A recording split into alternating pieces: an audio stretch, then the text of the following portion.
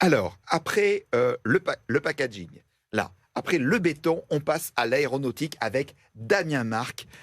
Tu présides une entreprise formidable, JPB System, leader mondial des systèmes auto-freinants, avec pour clients des grands noms de l'aéronautique, on y reviendra, 25 millions d'euros de chiffre d'affaires, et là, très intéressant, grosse progression. C'est aussi ce que veulent entendre tous nos auditeurs et ceux qui nous regardent également sur BFM chaque semaine. Tu passes de 25 à 36. Tu vas nous expliquer pour l'année prochaine. 85% de ton chiffre d'affaires à l'export.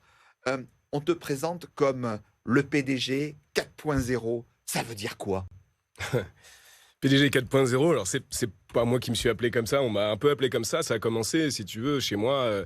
Quand je rentre chez moi, mes lumières s'allument toutes seules. Quand j'arrive avec ma voiture, elle est géolocalisée, le portail s'allume tout seul. Je me suis toujours amusé à domotiser ma maison quand, voilà, très très tôt, déjà à l'époque, j'étais fan, j'étais geek complètement dans l'âme, donc il a été assez naturel pour moi, quand j'ai repris la boîte familiale, de regarder tout ce qui pouvait l'être connecté pour faire gagner du temps, pour récupérer de la donnée, pour la post-traiter, pour aider à la décision, pour être efficace. Et donc, c'est comme ça qu'on a connecté voilà, l'usine en entier, les machines, les robots, les machines qui contrôlent, qui racontent aux machines qui produisent ce qu'il faut changer pour faire les choses. Et qu'on a voilà, fait une boîte, une des toutes premières boîtes dans l'aéronautique, dite 4.0, entièrement connectée, robotisée, qui est reconnue comme un fleuron dans le monde entier aujourd'hui. Alors, tu le sais, tu te développes, tu vas à l'international, et au cœur de ta stratégie de développement, il y a la robotisation. Tu n'es pas venu tout seul. Non, alors la robotisation, ça a été obligé. Donc moi j'ai repris la boîte en 2009, c'était tout petit, on était 3 personnes, on avait un client, on avait un produit.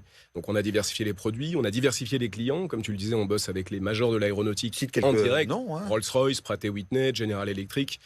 Et ça, quand je dis on bosse en direct, là je reviens d'un retour chez eux aux États-Unis, on deal directement avec les patrons de la R&D, avec les patrons des achats, on discute. Donc c'est une chance inouïe pour une PME de notre taille aujourd'hui. Et donc, il a fallu 2 choses. Il a fallu être innovant. Ça a été la première chose. Sinon, ces gars-là ne nous parleraient pas si on avait des produits comme les autres. Donc, on a des produits uniques au monde qui sont brevetés. Et puis, il a fallu être compétitif. Et être compétitif sur le marché français, à un moment donné, ça passe par de la robotique.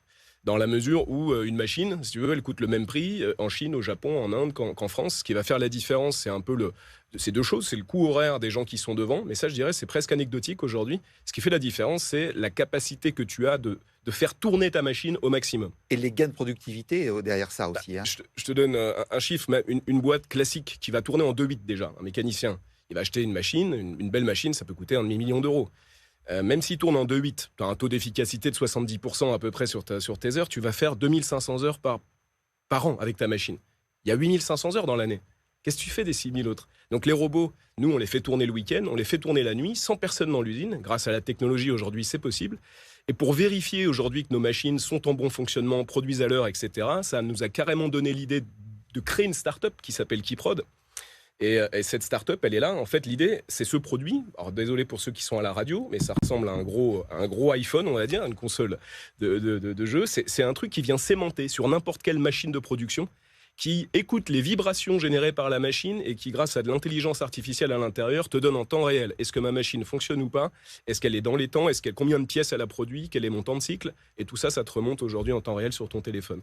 Donc ça, c'est une start-up qui est en train d'exploser, qui prod et qui part à l'international dès l'année prochaine également. Ça, c'est formidable.